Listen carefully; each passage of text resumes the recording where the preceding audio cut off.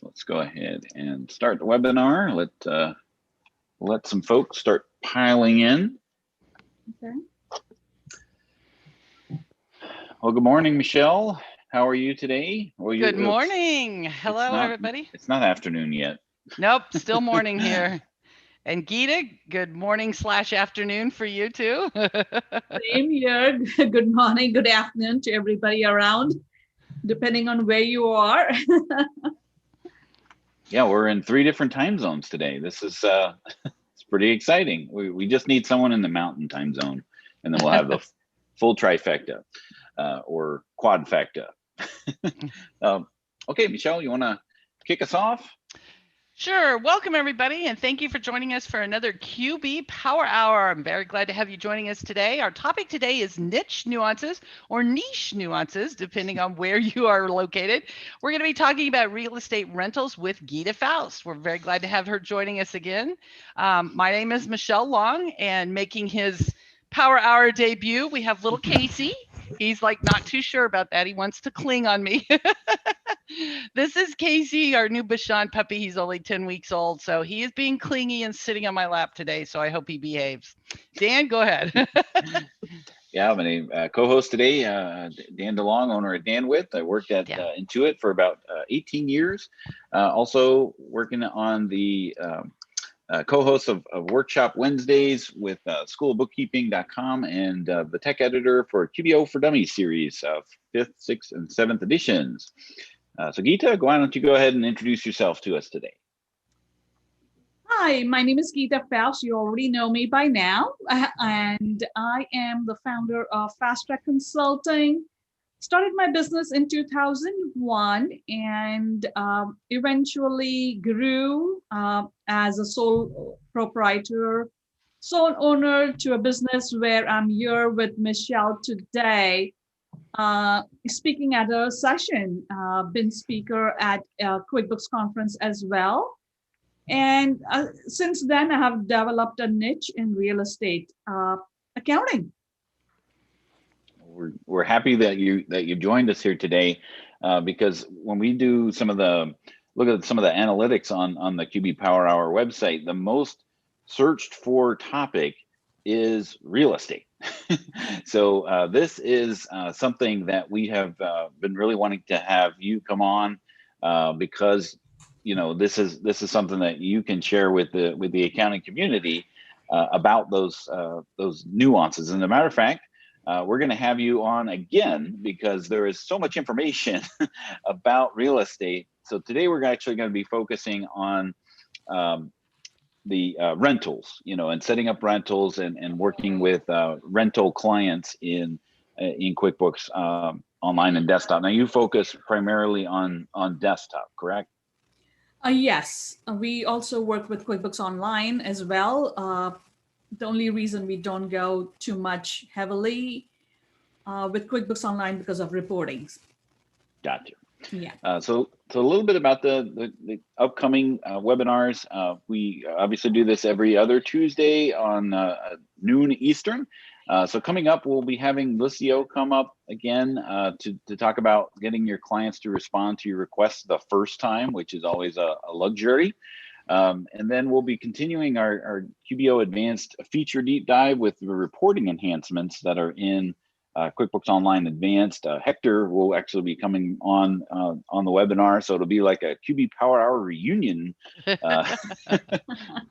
Where he'll come in and deep dive in a little bit on the reporting enhancements that are in QBO Advanced, and then declaring your independence. I figured we'd have a little catchy thing with the Independence Day, close to the Independence Day holiday, declaring your independence from busy work with Zapier. Heather Satterley will be joining us then, and we'll talk about how we can increase your proficiencies by integrating Zapier into your practice. Of course, the links there for the PDFs of all the slides, the recordings, and the podcast as well. So what we're going to talk about today is, I've got some Zoom things in front of my window here. Finding Gita's going to be kind of leading the discussion here about how she started in the real estate niche niche. And we'll talk a little bit about how all rentals aren't necessarily all the same, and what you should do when you get a new client, and what you should do and shouldn't do, and just things to just kind of simplify your workflow. So Gita, go ahead and, well, first we'll start off with a poll. Just what version of QuickBooks you're using. Desktop, online, both, or not applicable. And what did you, Gita, you were saying that you focus primarily on the desktop because of the reporting, of the specific reports that you look at. I mean, we'll get into a lot of the nitty gritty here today, but just in general, what kind of reports or functionality in the reports do you find that work best for you?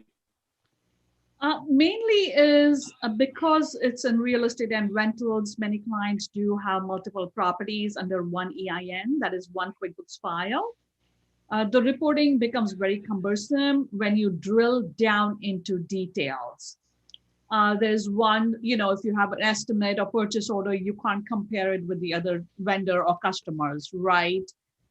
So that becomes very cumbersome. And then when when you can collapse columns and rows, it's not as easy to drill down into more details. We tend to use products and services for QuickBooks Online a lot, and that we just can't get the reports, and the functionality and the features. The clients would have to use QuickBooks Online Advanced rather than use QuickBooks Desktop Pro and still get the most features out of it. Cost-wise, does make a difference when you have multiple subscriptions with QuickBooks Online versus QuickBooks Desktop. You can use one software for multiple files. Gotcha. Do you find that you work mostly, you host the QuickBooks file and share that with the clients, or do they work in their file and then you do it for them? How do you typically work with clients that way? So we have, over the course of years, we have developed so many different types of client services we offer. So for some of them, we just started doing real estate bookkeeping last year, to be honest. It's funny. And we have grown our real estate bookkeeping business exponentially. But before then, we would either train a client, set up their books, and that would be one kind of service. The other one would be is get a client whose books are messed up. The accountants or the clients themselves cannot make sense out of their numbers. So we would clean up their books, make them understand, teach them, be a CFO as well for them, and do their bookkeeping for 3 months. And they were not allowed to touch the books at that time. And that way we trained their in-house staff also in organizing their paperwork, getting it, being consistent was the key also. Once they did that, we did the bookkeeping for 3 months, and then we trained their staff at the same time and let go and just had a monthly client on and off. So let's so sharing the results here. So it looks like both. So QuickBooks Online and Desktop is the main option that people are using here today, followed closely by just online only. So if you are online and want to get into the real estate niche, maybe you might want to consider Desktop or QBO Advanced or Advanced. Exactly. Yeah. Gotcha. So let's go ahead and get started here. All right. So how did you get started in the real estate niche? So first of all, Michelle and Dan, thank you for having me, sharing whatever I know, and hopefully I can help and guide some of the attendees in here and, start their own niche or, make their life simpler if they have an existing QuickBooks real estate clients. So as it started, years and years ago, around 1994, I was pregnant. I got into an accident while I was driving, and it really disabled me. I could only sit for 15, 30 minutes. So after 5 years, I could physically sit for a longer period of time. I had to decide whether I want to do sewing, which was my other passion and which still is, or, start my own bookkeeping service. I sent out 100 postcards approximately to new businesses, got few clients, and one client challenged me to teach him QuickBooks. And I didn't know I loved challenges. Since then, the challenges just kept on piling up on my lap from my clients, new clients, and I grew. I did get started from Doug Sleater's seminar, which he did in Philadelphia. And I was sitting there and I was putting check marks. I know this, I can do it. I'm like, why am I here? But as not knowing what a business is or consulting service is, I learned a lot from my peers. I remember calling Michelle herself long time ago when I had started my business. What do I do? And many others are out there whom I had called who are, up there in the industry and guided me. So that's how I started my business. I got 2-3 bookkeeping clients. I learned I hated bookkeeping. I didn't like hitting that keyboard day in and day out. So I started my consulting business and started training. So one thing led to another. One of my clients was in real estate. He threatened me if I did not go to attend an association meeting, he would drop me. And as I had a little one at home, I was working part-time. I had to make a decision. And once I went to that association meeting, it changed my life forever. So that's how my life started, and I learned more about, we can go to the next slide, about what real estate was and different types of rentals. So you must be wondering, how am I going to cover various types of rentals today? Well, let's start with the most common one, residential rentals by real estate investors, that is by landlords. I am going to cover only residential rentals for real estate investors, not for a property management company, because it is a total different accounting system. There are nuances for different types of rentals, such as commercial, vacation rentals, self-storage, traveling nurses, airport hangars, and the list goes on. So in most cases, the leases for residential rentals are very similar, and it all depends on the agreement between the landlord, management company, with the tenant. Few common clauses in the lease you should keep an eye on is reimbursed expenses, right? So the expenses are incurred by the landlord or the management company, and then it is invoiced to the tenant, and it all varies, and it's all detailed in the lease. Late fees, if the rent is not paid in time, that varies a lot. Term of leases, which may be on a month-by-month basis, quarterly basis, or an annual basis. But the most important thing is the date of the notice. Now, it all depends on what service you are going to provide to the investor. So how does the date of notice clause work? And it may vary lease by lease. A good example would be if the lease is not renewed, signed and sealed by the parties involved, when the lease expires, then the lease is considered to be renewed on a month-to-month basis. If that is so, it should be written on the lease. This may be in the landlord's benefit if they do not want the tenant to renew or the investor is looking to sell the property. But at the same time, the landlord does not have the peace of mind they need to rent their unit on an annual basis. So you see how important it is to help the investor keep track of the lease termination date with the notice date in mind. So as a service provider, you would have to decide how detailed do you want to go. The ball is in your court to decide and determine the level of service you want to advise or provide to your client. I started with 4 valued services, with saving time, getting clients organized, providing accurate financials, along with property management coaching. So yes, I scored. Now what, right? Congratulations, you have signed an agreement and received a deposit from the client. Yes, I'm excited, because with each client, there comes a challenge, a nuance, right?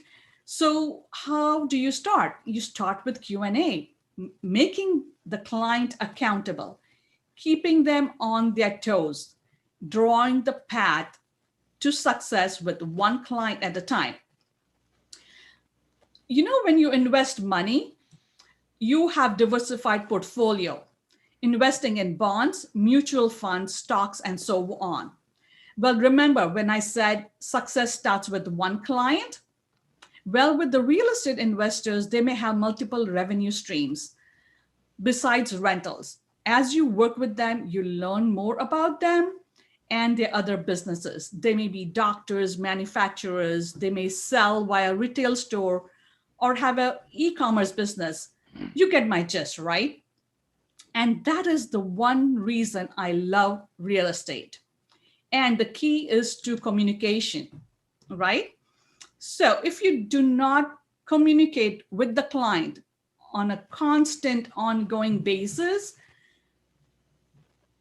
you will not know how to transact or record that transaction or even advise them. So when you get started, there are only few questions you need to ask when you are checking out or, getting to know the client. It's very simple questions that you may use for any business. Why did you get started? What was your motivation? Which year did you file your last tax return, right?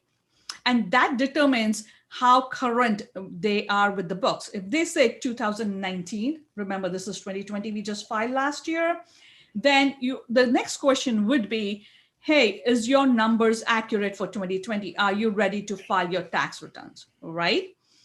So the next question would be, what was the form number of the tax return you filed? Now, remember, we are talking about rentals. If they say Schedule E, that's a schedule, right? It is not the tax return number. So it could be 1040, 1120, 1120S, or 1065, depending on how they have set up their entities. So that's what you want. The first page of the tax return will have that number. How many EINs do you have? That will determine how many QuickBooks files you will need.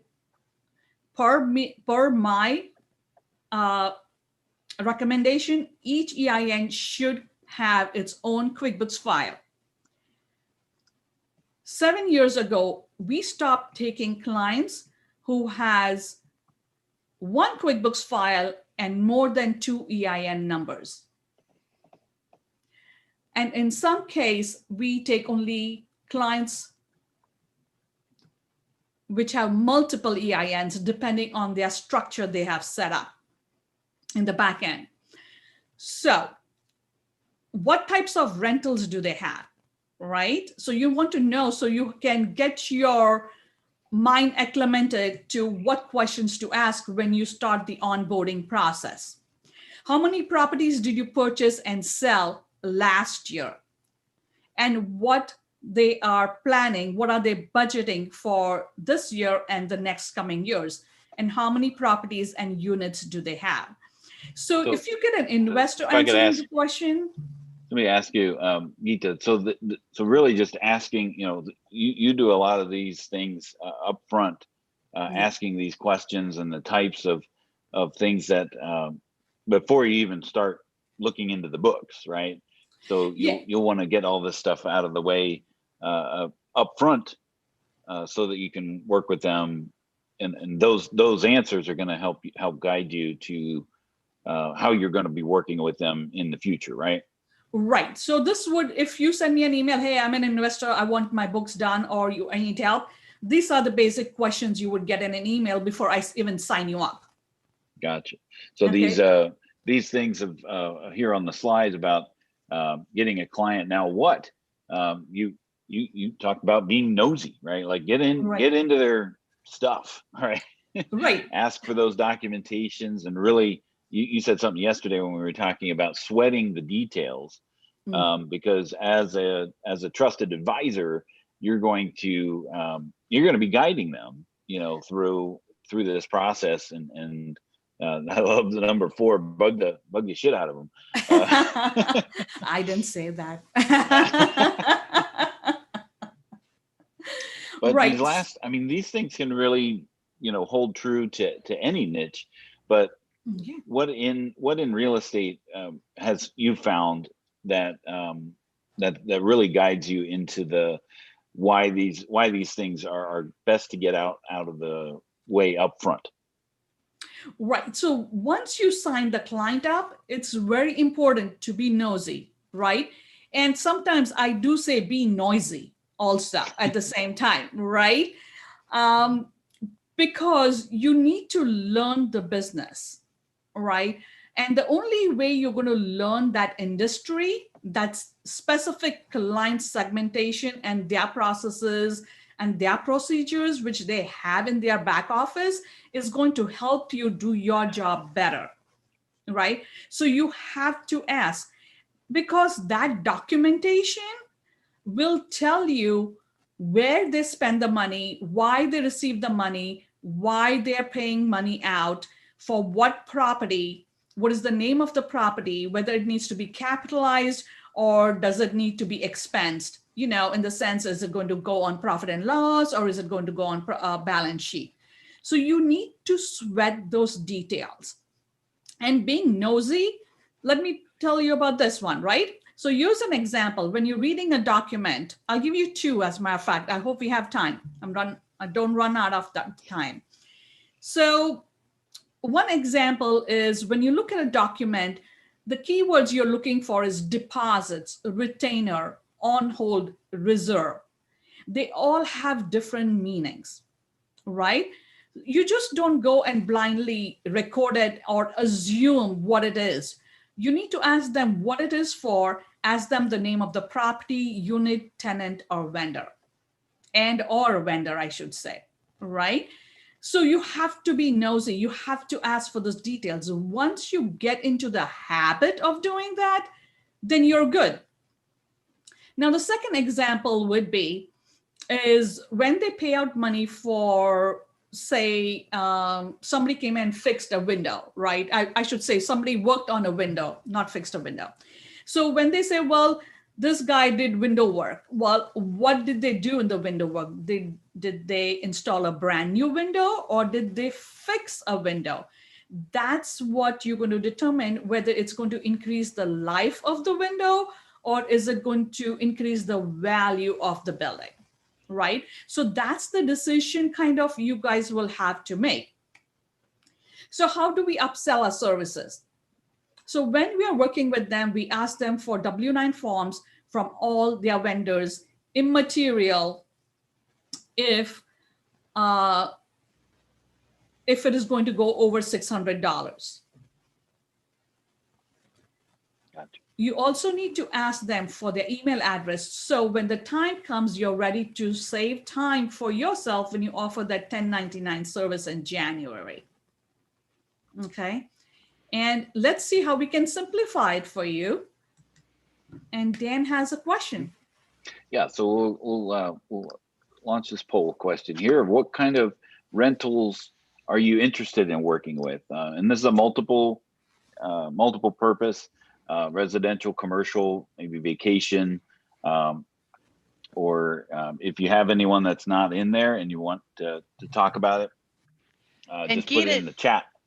Okay, great. And it is, as y'all are doing that the poll question there, I thought I would ask Gita a question from Linda.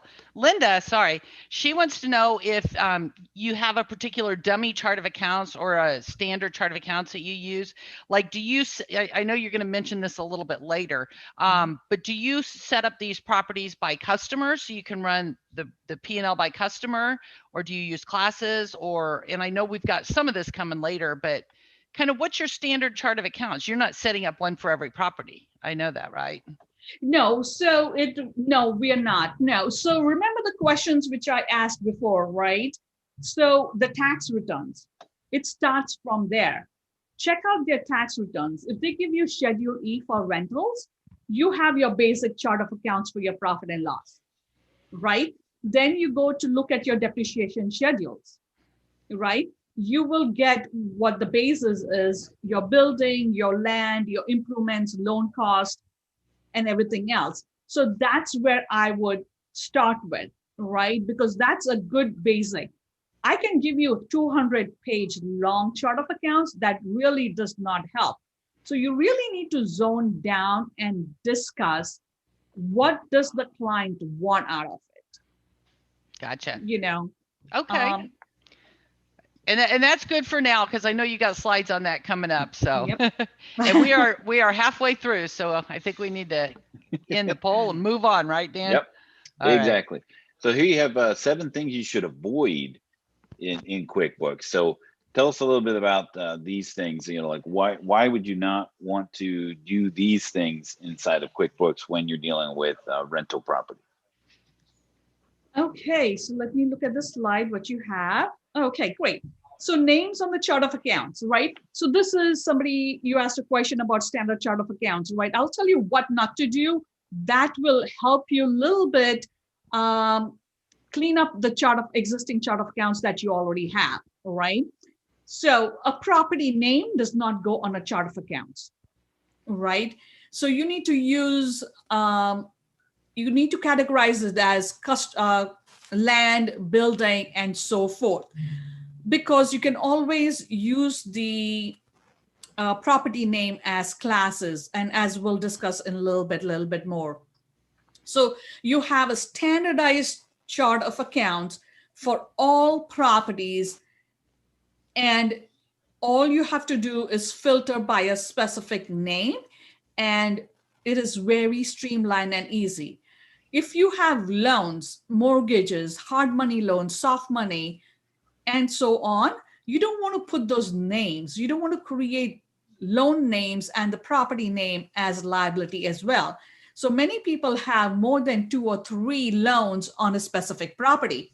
If they did that, then the balance sheet is going to be huge. So my rule of thumb is use only 1.5 pages to 2 pages for your profit and loss and your balance sheet. When you view at it, it's so simple to get those numbers. So talked about property names already. We use the class feature.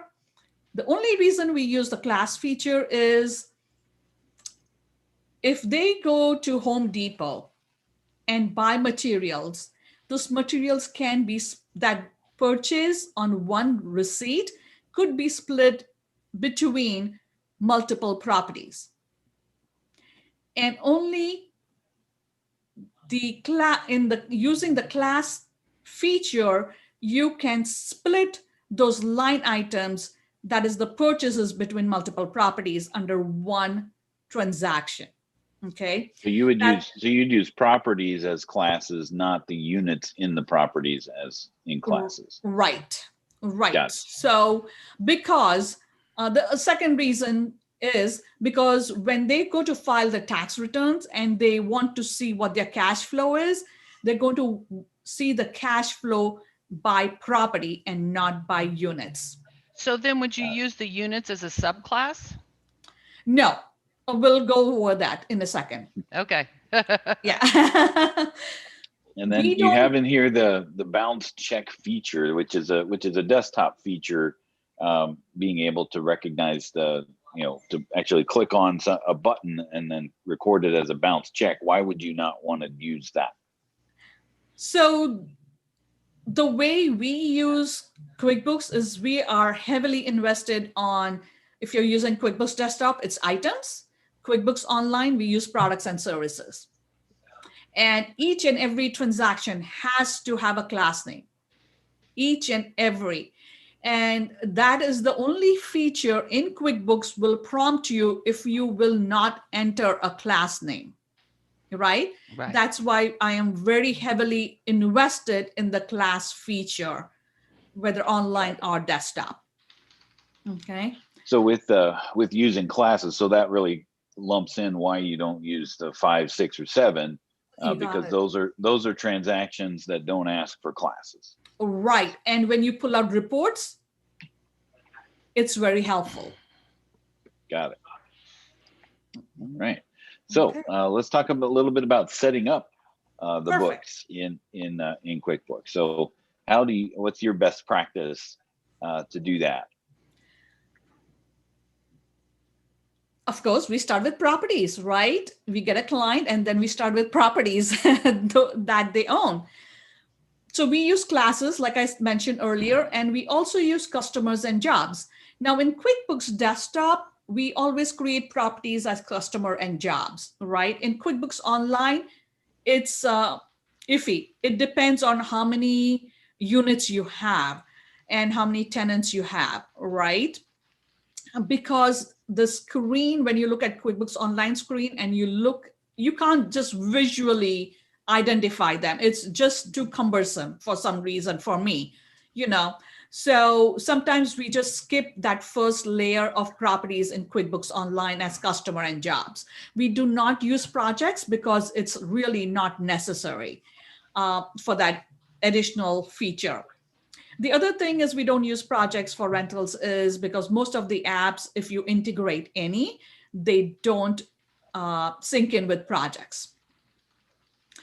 Units, like I mentioned earlier, you want your cash flow on property basis. You want going to file your tax returns on property basis, not unit base. So customer and jobs, you want units. The reason is, depending on the lease agreement and the term of the lease, you may have one tenant today and tomorrow you may have another tenant. So you want to know also which unit bought in, how much money was received and what money was spent. So when we record the expenses, we also record the unit number. Why did we incur the expense? Because of the unit as a whole, the property as a whole, or was it because of a specific tenant? Now you have customer jobs here 3 times. Once under properties, once under units, and once under tenants. Okay. Is there a hierarchy? Yeah, sorry. It's properties, units, and then tenants, sub. I forgot to put in sub. Gotcha. Sorry. So you create the property as the parent, right? And then the unit as a sub customer or the job of the property, and then the tenant would be the sub customer or job of the job. Yeah. Depending on if you're in desktop run. Yeah, if we can change that, Dan, that would be great. Good catch. Sure. Yeah, I just wanted to make sure that, because I mean, if we do the tenants before the unit, then but your recommended is the property, then the sub is the unit, and then the sub of that is the tenant. Yeah. Got it. Okay. And then what else do you do with custom fields? Oh boy, yeah, custom fields is great. I love it. So remember we talked about the term of the lease and date of notice and everything, right? Mm-hmm. So in QuickBooks Desktop, all features have that. Now QuickBooks Enterprise has more fields, right? So we use that for commercial properties a lot. QuickBooks Online, you would need to use the QuickBooks Online Advanced feature to use the custom fields, where you can track all the lease dates as well and your late fees, if there is any, because sometimes it varies by property or tenant by tenant, depending on the situation. And the customer jobs we use, again, like I mentioned earlier, to track each and every expense, why it was incurred, right? Was it because of a tenant or because it was as a unit as a whole or a property as a whole? Okay. Tags, there are many of them love to use tags, but we don't use them. That's just an extra layer. For us, it's sufficient for us to pull out whatever we need by using the class feature and the item products and services feature right now. And custom. So one of the things about tags is that you can only tag the entire transaction. So you really can't split. So if you have, to your point of before, if you have a Home Depot receipt that should be amongst different units or different tenants, then you can't really split that if you're using tags. Right. But it's a good call out, just in case, because like you said before, not every rental property's the same, right? So they may not need that, and there was might be able to use it. Yeah, and there was one more thing that I want to mention. Why we use the class feature. When you pull up a profit and loss by class or a balance sheet by class, you will get a column way on the end for unspecified one or unclassified one. Okay. If you use jobs only, not class feature, you don't have that option when you look at profit and loss by job or balance sheet by job. So you want your process to be 100% accurate as well. Yeah, and then we have this guy here. This is a monster. What about overhead? That doesn't necessarily relate to a specific unit or a specific property.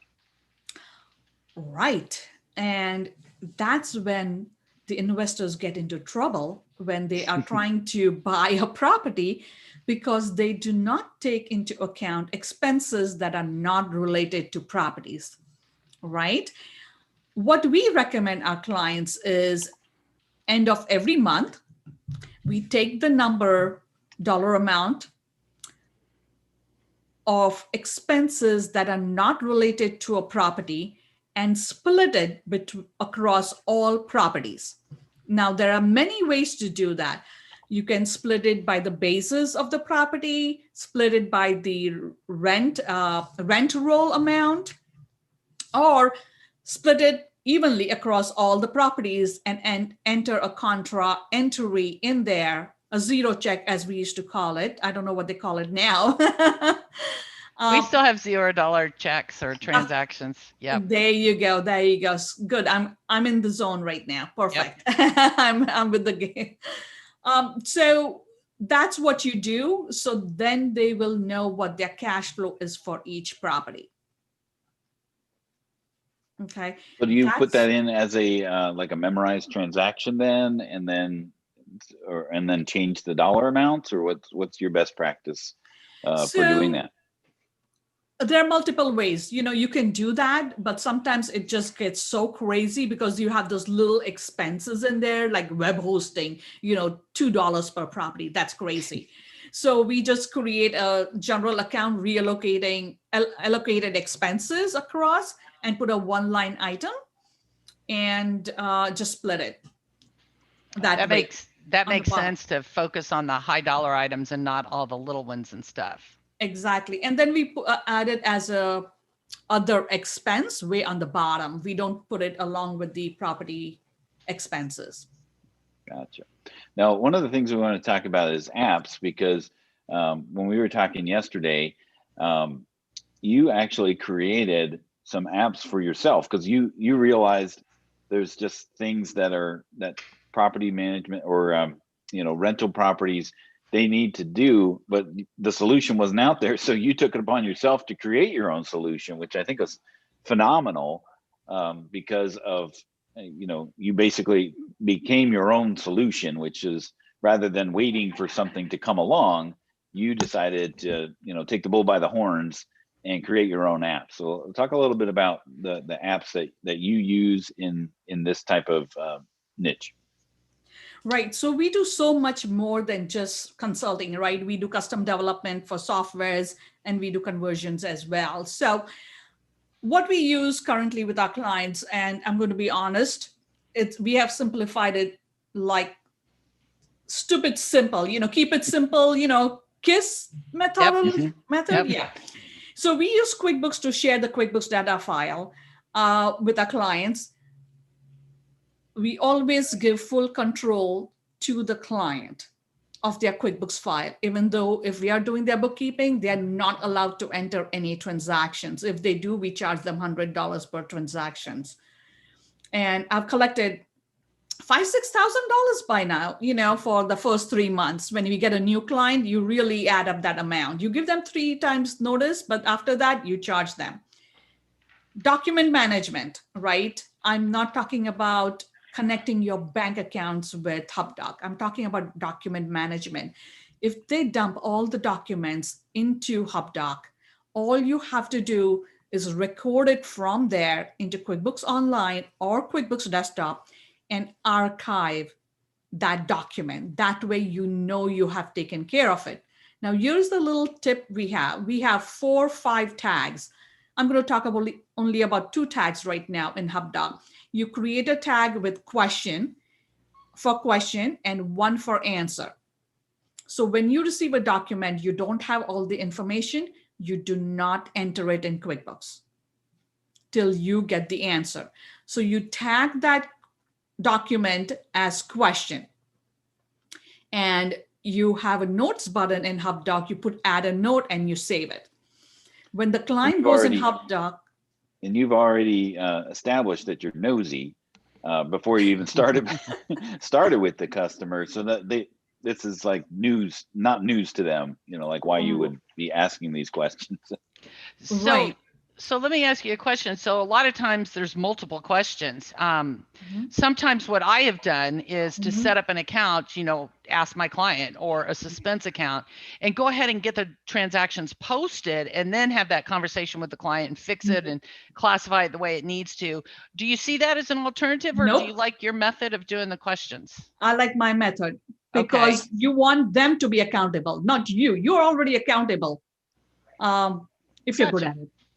Don't worry, I didn't become an expert, and I make mistakes. I tell my clients, hey, we are all human beings. We still make mistakes, right? Because the communication is the key. Like I said from the very beginning, I said, if you don't tell me what mistakes I'm doing or our team is making, then we are not going to work together, right? Successfully. So you need to be nosy. You do not enter the transaction if you don't have it, because the ball goes on in their court. Right. And for few of our clients, we have also, if they don't reply to us within 10, 15 days, we charge them $50 more for every week. Right. So, you charge them once or twice and you write it off. It doesn't matter. But it opens their eyes. Oh my God, my overhead is increasing. Right. So it's making them accountable. So once they answer the question in HubDoc, they will remove the tag for question and add the tag for answer or answered, right? And they'll put their notes in the notes section in there. So you have all the information, so you know what is pending and what is not pending and what's going on. Okay. Good call out. Now the tenant rent payment portal, you have bill and pay. There's a QuickBooks bill and pay service that you're talking about, and I've seen it where you can actually use QuickBooks payments with that service. But you do this because this allows them to log in and see their rent history on their side, something you can't do with the QuickBooks payments, right? Right. You described it very well, Dan. Thank you. And just trying to help. And QuickBooks Online charges 1% or $10. That's way too high, I think, for a landlord. And you described it very well, Dan, so I don't need to explain it any further. We'll just go to the next slide. We'll move on to so there's specific property management apps that you've come across. So talk a little bit about these. Right. So I'm not going to go into detail, but these, the first to building an appfolio, we help our clients a lot with setting them up initially, but once they get set up, they hire team members to run their management side of the business, right? So we are just there to guide them. We do not integrate these apps with QuickBooks. We manually add the numbers as a summary. And you were saying yesterday that, QuickBooks Online or QuickBooks, you can actually do it as a property management software, but when it gets a little larger, then you want to look into some of these apps. What do these do that QuickBooks doesn't do or doesn't allow you to do? Right.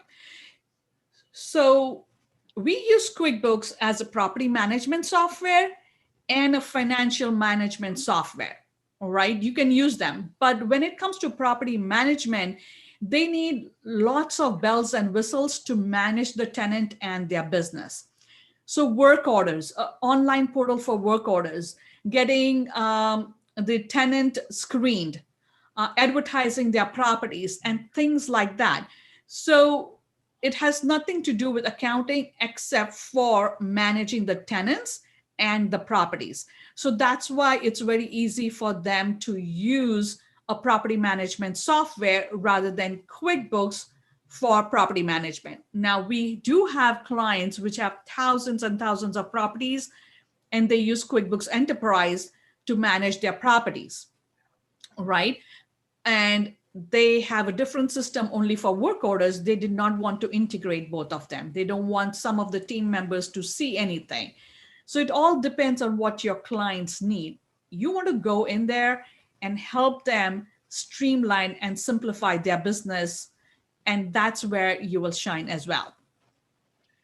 So yeah, I mean, that's a good call out. I mean, QuickBooks is not going to list on apartments.com when there's a vacancy. So that's what these apps will help them do.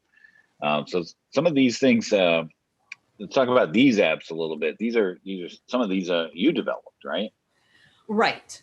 So how we manage our client currently is we used to use Ring Central, where it's called a Glip, their little small app, and they changed things around. So we used it for 10, 15 years.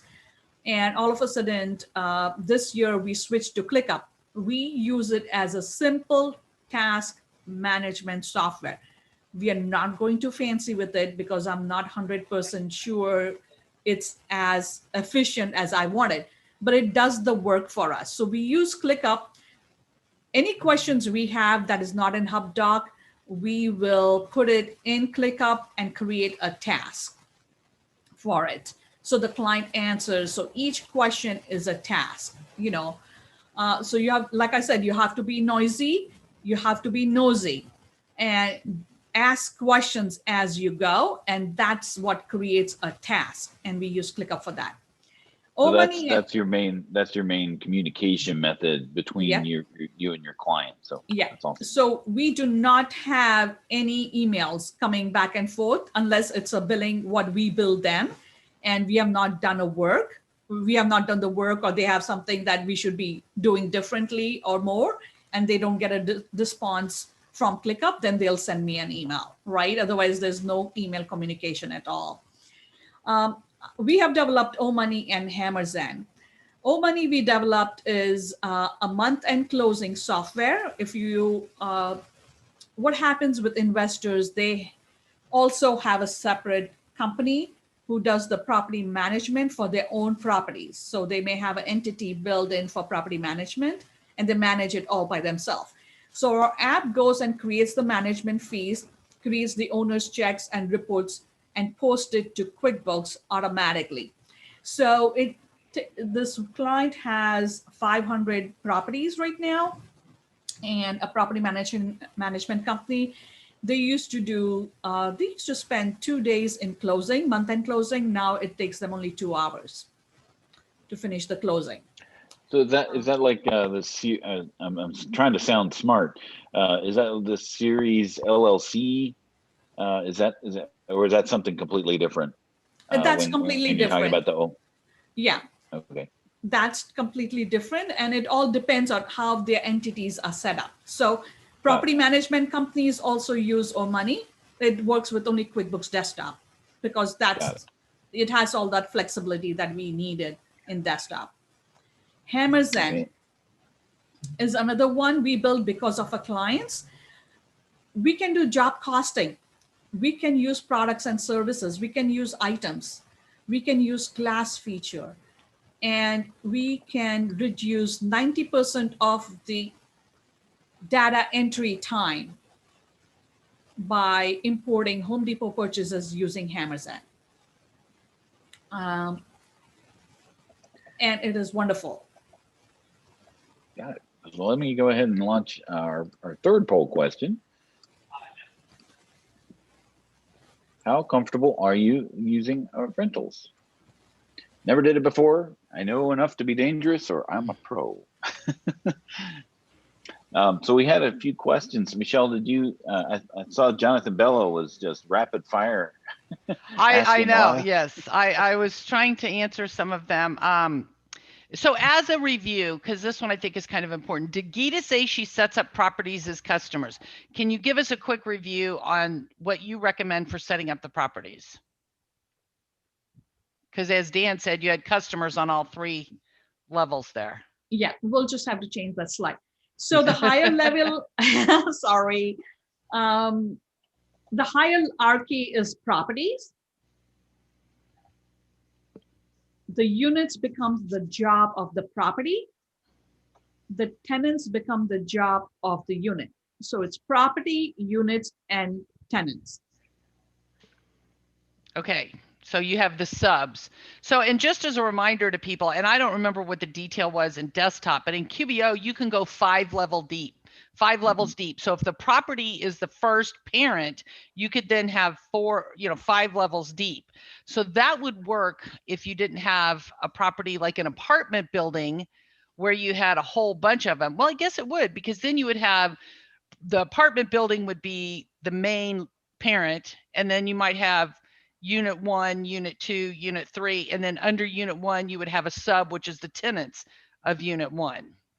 And the great thing is y'all can use the sample company, the test drive that we have, to log in and test these things out, set it up different ways, run reports, see if you're getting what you want. And Gita also has a slide. Somebody asked this question, I think it was Kathy said, does Gita still have a book on these things that we can do? And there is a slide. Yes, Gita has amazing resources. It's like it's the next slide available.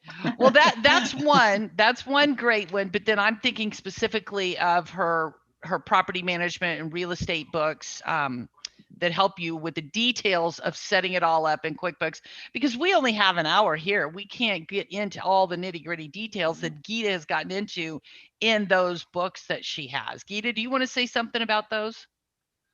Yeah, so we have the courses for online and desktop versions. It includes chart of accounts, step-by-step instructions, and it's real intuitive. And it takes you from being a novice to an advanced. It doesn't tell you, we have different levels, but it doesn't tell you. We use the same instructions for our team members and our clients as well. So it's all included in there. And with the desktop version, we give you a template file, which has the chart of accounts and everything set up in there, along with hundreds of memorized reports that you need for that specific industry, right? In QuickBooks Online, we cannot duplicate or copy over the reports. So you don't have that with QuickBooks Online. We have template files for QuickBooks Desktop. We do show you in the QuickBooks Online video courses on how to customize your own reports as you want. And one thing I forgot to mention was rent rolls. Is in QuickBooks Desktop version, we show you how to create a rent roll, and we have customized that report. But in QuickBooks Online, you cannot create that rent roll report. That's a tongue twister. Exactly. But here's the thing where everybody messes up is we all go and look on YouTube's for answers and forums and all. take an advice from one person and follow it through and stick with them to get your answers, because then they will be able to give you a full solution rather than just a part of the solution. Does that make sense? It does, because a lot of people do things different ways. And like you explained at the beginning, Gita, there's a lot of different rentals out there, and there's a lot of different rental properties. And an apartment building is different than just one house that somebody is renting out. You know, apartment building has all these multiple units within it. So it's much more complex than Right. just one house that you're renting out. So the way one person does it might work for the one house, but that might not work with an apartment building with 100 units in it. And so, you know, that's where, as you mentioned at the beginning, Gita, that these rental properties aren't all the same, and the setup Right. should not all be the same and cannot be all the same. So it is Right. much more complex than I think people realize when they just think about rental real estate. You know, Right. there's much more involved, as you've alluded to throughout this hour today. There is. It is more involved. Definitely. Definitely. And we're going to leave this up here so that Gita can get flooded with email. Because a lot of the follow-up questions, I mean, would definitely be good to follow up with Gita. You know, there were some other ones about how to do the $0 check, what accounts that you used. Those would be great questions to follow up with directly with Gita. Of course, you can go to her website, and we'll repost the today's webinar on the QB Power Hour website with links to these things as well. Being able to download the handouts here that have all the links to the Hammers In and the different apps that she utilizes throughout this process. And you know, we're really just kind of flooded. You know, when Gita was originally talking to us, she was saying, I can only do one thing, right? Right? You know, and we picked the topic of rentals for this, and we're going to have her come back in August, and she's going to talk about flips, because we'll have the same kind of high level, but still a little deep dive into that particular nuance, because there are some nuances with that don't apply to rentals. So we really want to kind of segregate or separate those two things for this series. So I'm sorry, Gita, you're just going to get flooded with emails now the longer that I'm leaving this slide up. That's okay. Okay. I do have another question for you here, and these were from Jonathan. Okay, so you talked about the different EINs that you can have, and so he was asking, if you have a separate file for each EIN, what are you using for your consolidated financials? You're not using a class for each EIN, are you? You're using a different company for each EIN. Can you go over that a little bit? Yeah, sure. So, you know, you talked about apartments, right? So if one EIN has one apartment, then you don't need the property hierarchy as customer and jobs. You can have the building numbers if you have multiple building numbers. Does that make sense? Or you can eliminate the property name as a customer, right? Or you can in turn make the unit number as a class. Does that make sense? So it depends on how many properties you have in one QuickBooks file. That's how you can manipulate the customer jobs and classes. Now, consolidating the reports is, we use Panther, and there's another one out there also. I have to check what it is. QVinci. There you go. Yes. Yeah. There you go. QVinci is a very good reporting app for creating consolidated financials. Even if, like, some of the clients, let's say some of the companies are on QuickBooks Desktop, some of the companies are in QuickBooks Online, it still can create consolidated financials from those. It's a great reporting app for that. So QVinci, QVinci. Right. And he had another question about classes, right? So that's right. So most of those cash flow apps and reporting apps do not segment it by class or products and services. That's a little thing that does not work as good. We are looking into developing, one of our clients have requested more reports.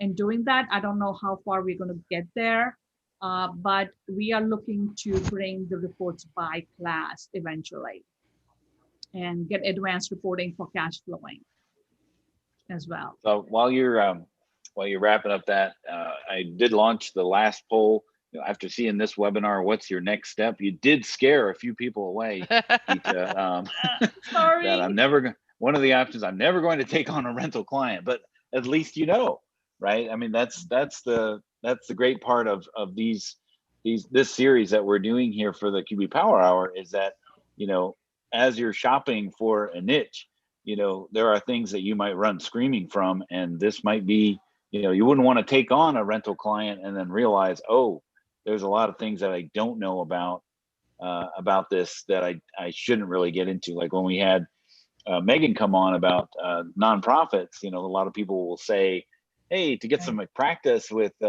QuickBooks, just volunteer for a nonprofit. No, you could really mess up their financials. So so this is a great warning for some folks. But you know what? Let me take another stab at what you were saying, Dan, right?